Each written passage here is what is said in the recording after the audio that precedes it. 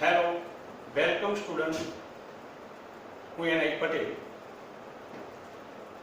આજે આપણે ધોરણ 10 વિજ્ઞાન એની અંદર પ્રકરણ 1 રાસાયણિક પ્રક્રિયાઓ અને સમીકરણો એની ચર્ચા કરવા જઈ રહ્યા છીએ. હવે આ પ્રકરણનું બોર્ડની અંદર જે પ્રશ્નપત્ર પૂછાય 80 ગુણનું આપણું જે પ્રશ્નપત્ર હોય છે એની અંદર 4 ગુણ એ આ પ્રકરણમાંથી પૂછાય છે. એટલે આપણે 4 ગુણ મેળવવા રહ્યા.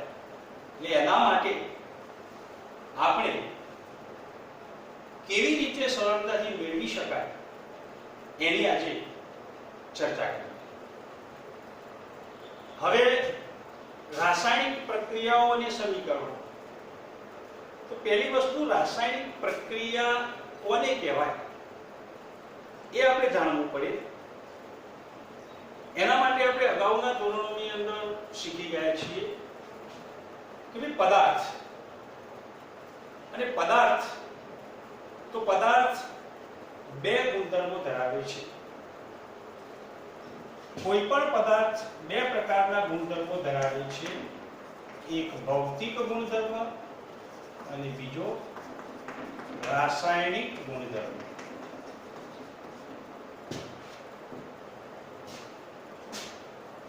આપણે રાસાયણિક ગુણધર્મની વાત કરીએ છીએ એટલે પદાર્થની અંદર જ્યારે રાસાયણિક ગુણધર્મની અંદર ફેરફાર થાય ત્યારે રાસાયણિક પ્રક્રિયા થાય છે. તો હવે આપણને પ્રશ્ન એ થાય કે રાસાયણિક પ્રક્રિયા ક્યારે થતી હશે? તો એ ચર્ચા આપણે પહેલા કરીએ. દૈનિક જીવનની અંદર રોજબરોજ આપણી આજુબાજુ અનેક પરિસ્થિતિઓ જોવા મળે છે અને આ પરિસ્થિતિઓની અંદર જાણે અજાણે આપણને ખ્યાલ હોતો નથી, પરંતુ એની અંદર આ રાસાયણિક પ્રક્રિયાઓ થતી જ હોય છે. હવે આપણને એમ થાય કે કેવી રીતે થતી હશે, કઈ પરિસ્થિતિઓની અંદર આ થતી હશે, તેની આપણે ચર્ચા કરીએ. કે આપણા ઘરે ઉનાળાની અંદર દૂધ ખુલ્લું મૂકેલું હોય તો એ બગડી જાય છે અને બગડી જવું એ સ્વાભાવિક છે. કેમ બગડી જાય છે તો એ આપણે જાણીએ છીએ કે ભાઈ ઉનાળાની અંદર ગરમીનું પ્રમાણ વધારે હોય એટલે ગરમીના કારણે દૂધ બગડી જાય છે. તો એ દૂધની અંદર તાપમાનની અસર થઈ અને તાપમાનના કારણે દૂધ બગડી જાય છે. આ એક રાસાયણિક પ્રક્રિયા છે જે આપણને પરિસ્થિતિ રોજબરોજની છે પણ ખ્યાલ નથી. એવી જ રીતે લોખંડની વસ્તુ આપણા ઘરની અંદર જ રસોડાની અંદર ઘણા બધા લોખંડના વસ્તુઓ હોય છે. એ ચોમાસાની અંદર આપણે જોઈએ તો એના ઉપર લાલ કલરનું આવરણ ચડી જાય છે જેને આપણે લોખંડનો કાટ કહીએ છીએ. તો એ પણ એક પ્રકારની રાસાયણિક પ્રક્રિયા જ છે, કારણ કે લોખંડ એ શુદ્ધ લોખંડ તપકીરિયા ચળકતા રંગનું હોય છે. જ્યારે ભેજ લાગે છે ત્યારે એના ઉપર કથ્થાઈ રંગનું આવરણ બની જાય છે, જે રાસાયણિક પ્રક્રિયા થઈ છે એવું બતાવે છે. એ જ રીતે ખોરાક, આપણે ઘરે રોજ ખોરાક બનાવીએ છીએ તો એ ખોરાક આપણે તૈયાર કરવા માટે એને ગરમી આપીએ છીએ અને ગરમી આપવાથી જે કાચો ખોરાક છે એ રંધાય છે અને એની અંદર પરિવર્તન આવે છે જે આપણને સ્વાદિષ્ટ લાગે છે. તો આ પણ એક પ્રક્રિયા છે. એ જ રીતે આપણે જે ખોરાક ખાઈએ છીએ એનું શરીરની અંદર પાચન થાય છે. તો એ પાચન એ પણ એક રાસાયણિક પ્રક્રિયા છે. વનસ્પતિ સૂર્યપ્રકાશની મદદથી પોતાનો ખોરાક પોતાની જાતે બનાવે છે અને એ ઘટનાને આપણે પ્રકાશ સંશ્લેષણની પ્રક્રિયા કહીએ છીએ. તો એ પ્રકાશ સંશ્લેષણથી વનસ્પતિ એ જે ખોરાક બનાવે છે એની અંદર પણ રાસાયણિક પ્રક્રિયા થાય છે. એ જ રીતે આપણે શ્વાસોશ્વાસ લઈએ છીએ, એ પણ એક પ્રક્રિયા છે. એની અંદર પણ વાયુ અંદર જાય છે, બહાર નીકળે છે, એ પણ એક પ્રક્રિયા છે. એટલે આપણી આજુબાજુ આવી અનેક પ્રક્રિયાઓ રોજબરોજ થતી હોય છે. તો આ પ્રક્રિયાઓની અંદર આપણે જોઈએ તો કંઈક ને કંઈક પરિવર્તન થતું હોય છે. તો હવે આપણે એ શું પરિવર્તન થાય છે એની વાત કરવા જઈ રહ્યા છીએ. એટલે કે રાસાયણિક પ્રક્રિયા શું થાય છે, પદાર્થની અંદર, ગુણધર્મની અંદર કયા ફેરફાર થાય છે એ આપણે જોઈએ, જેને આપણે પ્રવૃત્તિ દ્વારા જોઈએ. પુસ્તકની અંદર પાન નંબર 1 ઉપર એક પ્રવૃત્તિ આપેલી છે કે ભાઈ મેગ્નેશિયમની પટ્ટીને હવામાં દહન કરતો મેગ્નેશિયમ ઓક્સાઇડ બને છે. તો આ એક રાસાયણિક પ્રક્રિયા છે. હવે મેગ્નેશિયમની પટ્ટીને હવાની હાજરીમાં દહન કરવામાં આવે તો મેગ્નેશિયમ પટ્ટી દહન થાય છે અને એક સફેદ રંગનો પદાર્થ બને છે જેને આપણે રાખ કહીએ છીએ, પાવડર. તો એ રાસાયણિક પ્રક્રિયા છે. મેગ્નેશિયમની પટ્ટી એ ચળકતી હોય છે. જ્યારે એને સળગાવવામાં આવે ત્યારે પ્રજ્વલિત જગારા મારતી જ્યોતથી સળગે છે અને એનું રૂપાંતર મેગ્નેશિયમ ઓક્સાઇડમાં થાય છે. હવે આપણને એક બીજો પ્રશ્ન થાય કે મેગ્નેશિયમની પટ્ટી જ કેમ લેવી?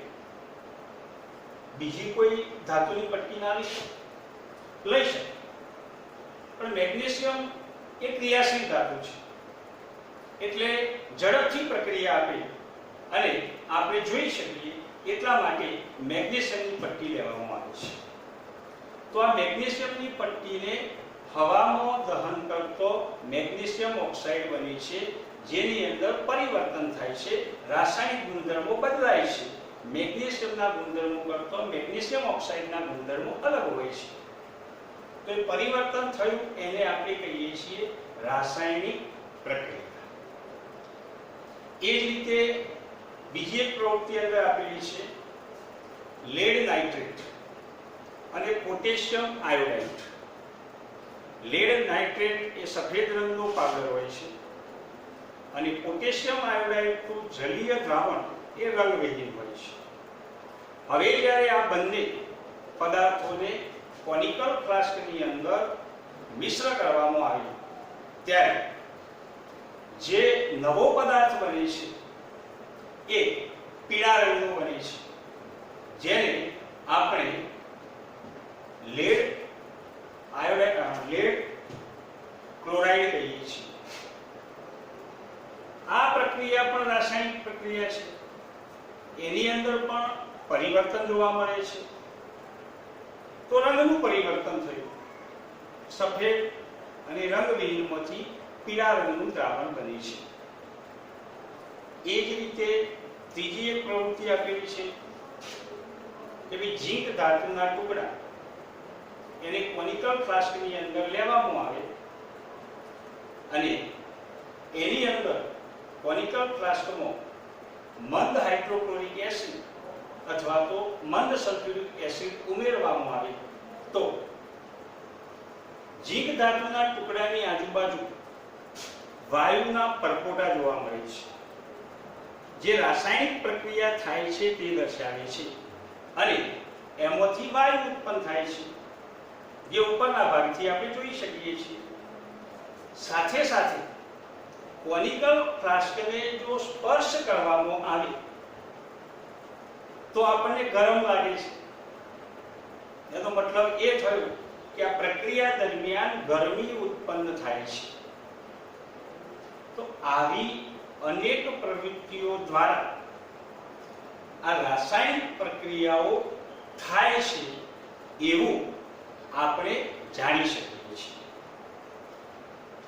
તો રાસાયણિક પ્રક્રિયાઓ જ્યારે થાય ત્યારે પ્રક્રિયા દરમિયાન જે પ્રક્રિયા પૂરી થાય અને નવો પદાર્થ બને ત્યારે કયા કયા પરિવર્તનો આપણને જોવા મળે છે, તો એની આપણે જો વાત કરીએ તો એ પરિવર્તનોની અંદર એક પરિવર્તન છે કે અવસ્થામાં ફેરફાર. પદાર્થની અવસ્થાઓ બદલાય છે. બીજો ફેરફાર છે કે પદાર્થના રંગમાં પરિવર્તન આવે છે. જે પ્રવૃત્તિ 2 ની આપણે વાત કરી કે ભાઈ લેડ નાઇટ્રેટ અને પોટેશિયમ આયોડાઇડ ની પ્રક્રિયા કરવામાં આવે તો જે ઉત્પન્ન થતો પદાર્થ છે તે પીળા રંગનો બને છે, એટલે કે રંગમાં પરિવર્તન જોવા મળે છે. એ જ રીતે ત્રીજી પ્રવૃત્તિ આપણે જોઈ, એની અંદર વાયુ ઉત્પન્ન થયો, એટલે કે એની અંદર ફેરફાર થયો. એટલે ત્રીજી આપણે વાત કરીએ કે રાસાયણિક પ્રક્રિયા દરમિયાન વાયુ ઉત્પન્ન થાય છે અને એ જ પ્રક્રિયાની અંદર કોનિકલ ફ્લાસ્ક એ ગરમ થાય છે. એનો મતલબ કે તાપમાનમાં ફેરફાર થાય છે અથવા તો તાપમાન વધે છે. તો કોઈ પણ રાસાયણિક પ્રક્રિયા થાય તો એ રાસાયણિક પ્રક્રિયા દરમિયાન આવા કેટલાક ફેરફારો આપણે જોઈ શકીએ છીએ અને એ ફેરફારોના આધારે આપણે કહી શકીએ કે રાસાયણિક પ્રક્રિયા થઈ છે. હવે રાસાયણિક પ્રક્રિયા થઈ તો આપણે એનું વર્ણન કરવું હોય તો કેવી રીતે કરી શકીએ? કારણ કે આપણો મુદ્દો છે સાથે સાથે સમીકરણ પણ લખવું. તો સમીકરણ કેવી રીતે લખી શકીએ? તો રાસાયણિક પ્રક્રિયા એ જો આપણે સીધી રીતે લખવા જઈએ કે ભાઈ શાબ્દિક રીતે લખવું હોય તો મેગ્નેશિયમ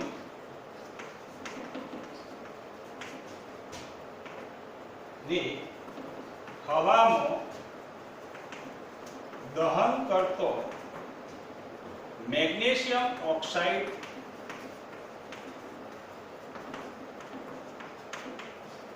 બને છે. આ શાબ્દિક સ્વરૂપમાં લખ્યું, પરંતુ શાબ્દિક સ્વરૂપમાં જો આપણે આની બધી જ પ્રક્રિયાઓ લખવા જઈએ તો એ વાક્યો લોબા થઈ જાય. તો એનું શું કરવું? તો આવી શાબ્દિક પ્રક્રિયાઓને આપણે ટૂંકમાં લખી શકીએ અને ટૂંકમાં લખવા માટે આપણે એવું કરીએ કે ભાઈ મેગ્નેશિયમ વત્તા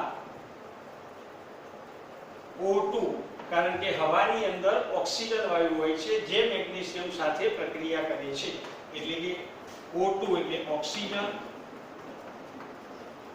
અને એ બંને વચ્ચે પ્રક્રિયા થઈ અને મેગ્નેશિયમ ઓક્સાઇડ બને છે.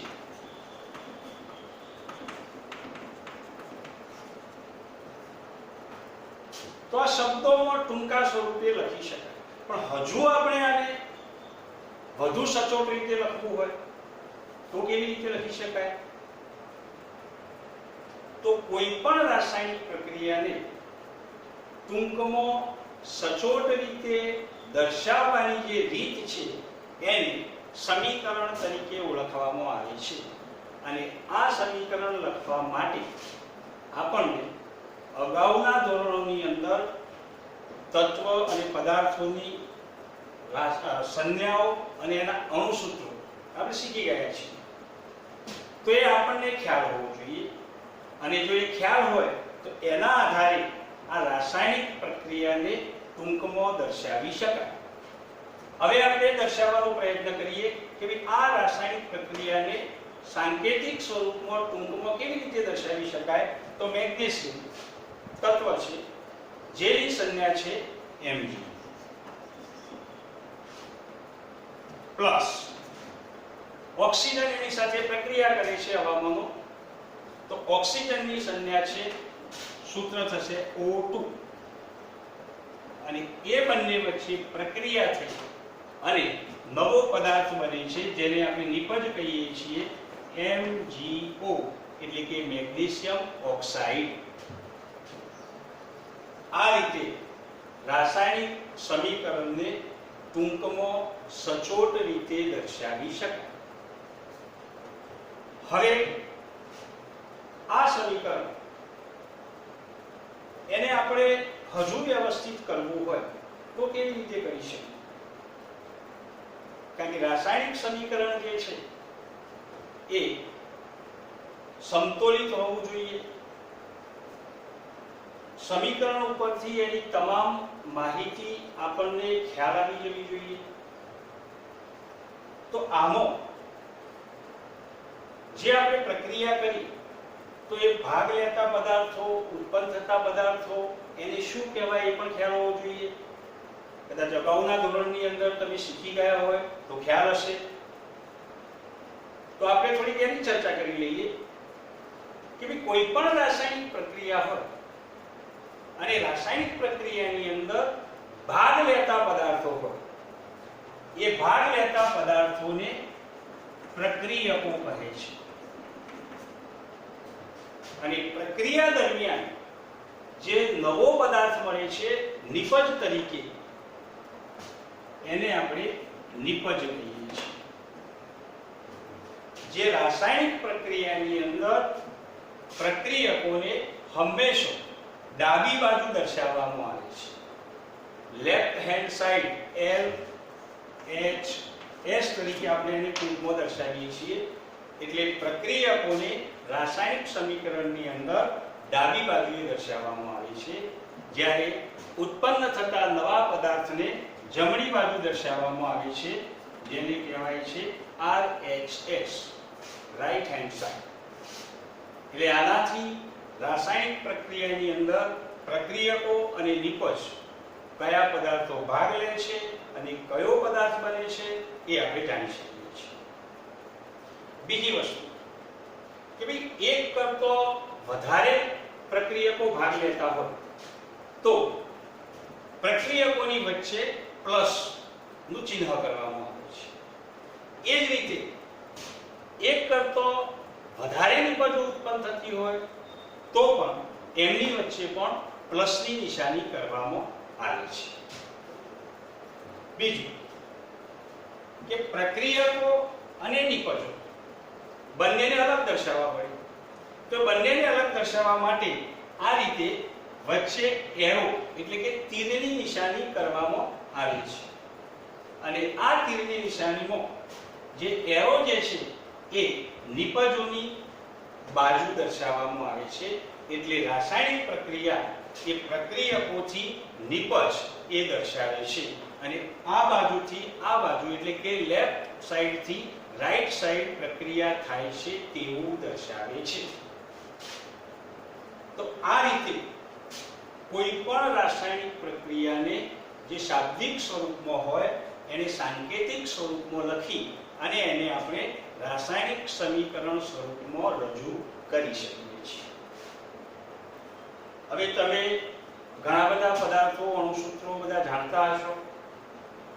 એટલે આના આધારે આવી કોઈ પણ 5 પ્રક્રિયાઓ સમીકરણ સ્વરૂપે તમે તમારી નોટબુકની અંદર લખી શકો છો, જે તમને પ્રેક્ટિસ માટે પણ છે અને ગૃહ કાર્ય માટે પણ છે.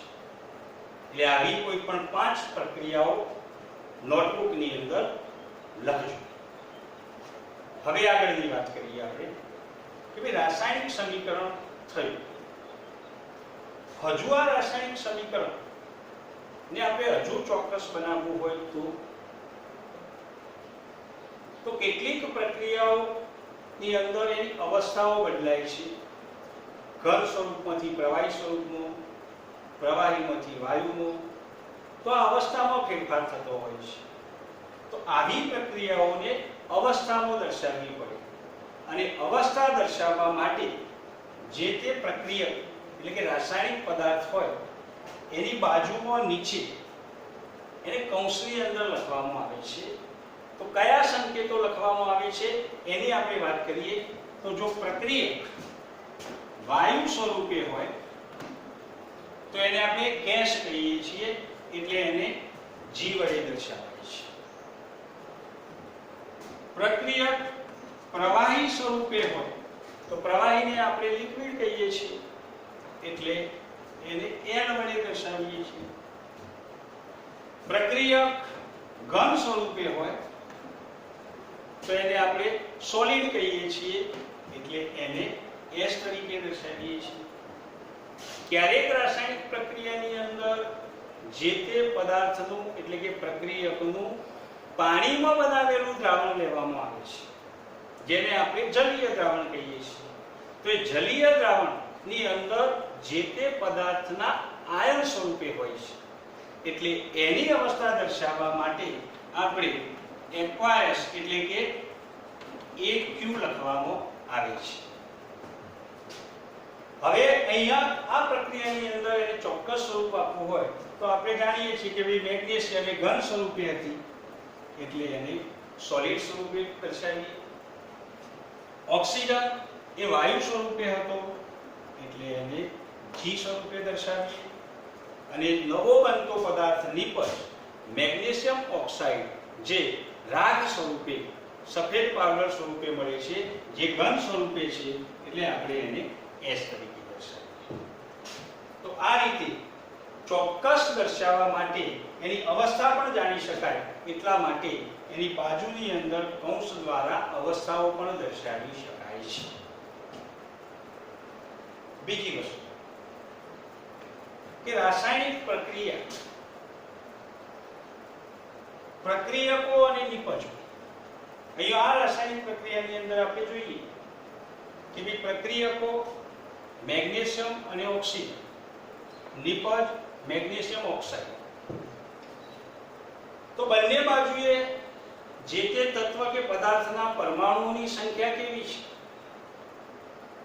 આપણે અહીંયા જોઈએ કે ભાઈ મેગ્નેશિયમ તો એના પરમાણુની સંખ્યા છે 1. ઓક્સિજન એના પરમાણુની સંખ્યા છે 2. એટલે કે મેગ્નેશિયમના 1 પરમાણુ અને ઓક્સિજનના 2 પરમાણુ રાસાયણિક પ્રક્રિયામાં ભાગ લે છે. ઉત્પન્ન થતો નવો પદાર્થ મેગ્નેશિયમ ઓક્સાઇડ, તો એની અંદર કેટલા પરમાણુ છે? તો એની અંદર આપણે લઈએ તો મેગ્નેશિયમનો 1 પરમાણુ છે, ઓક્સિજનનો 1 પરમાણુ છે. તો બંને બાજુએ પરમાણુની સંખ્યા અલગ અલગ છે.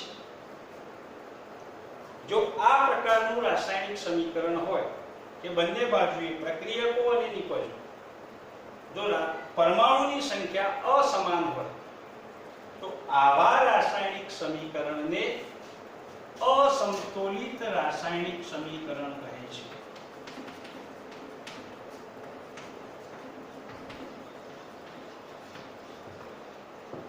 જેને આપણી ટેક્સ્ટ પ્રમાણે માળખાકીય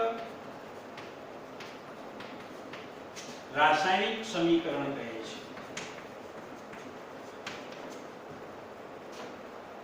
ત્રીજા શબ્દોમાં કહેવું હોય તો એને આ પ્રક્રિયાનું કંકાલ કહે છે. તો કોઈ પણ રાસાયણિક પ્રક્રિયાની અંદર જ્યારે પ્રક્રિયા થાય છે ત્યારે આ પરમાણુની સંખ્યા જો અસમાન હોય તો એવા સમીકરણને આપણે માળખાકીય રાસાયણિક સમીકરણ કહીશું.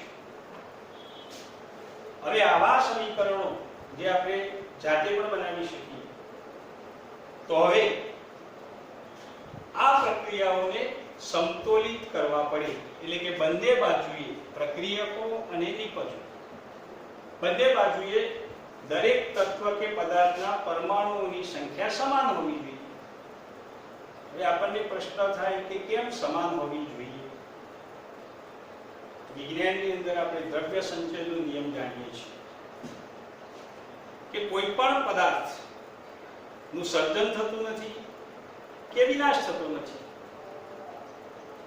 તો એ દ્રવ્ય સંચય નિયમ પ્રમાણે ભાગ લેતા પદાર્થોનું જે દળ હોય એટલું જ દળ ઉત્પન્ન થતા નિપજોનું હોવું જરૂરી છે. તો એ બંને સમાન બનાવવા પડે, અને સમાન બનાવવા પડે એટલા માટે રાસાયણિક સમીકરણને આપણે સમતોલિત કરવું પડે.